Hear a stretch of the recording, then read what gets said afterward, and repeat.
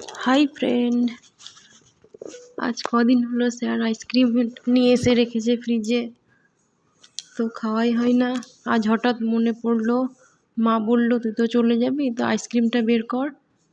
তো আমি বললাম ঠিক আছে, স্যার আসুক অফিস থেকে রাতে, সবাই একসঙ্গে বসে খেয়ে নেব। তো স্যার এলো, আইসক্রিমটা আমি কেকের মতন করে পিস পিস করে কেটে আমি, মা, বাবা ও সবাই মিলে একসঙ্গে বসে খেয়ে নিলাম। ভিডিওটা ভালো লাগলে লাইক করো।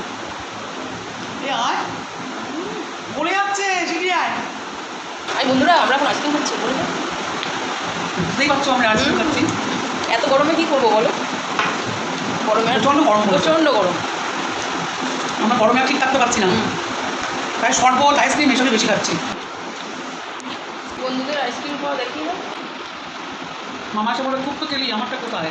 Good night. Good night, tata.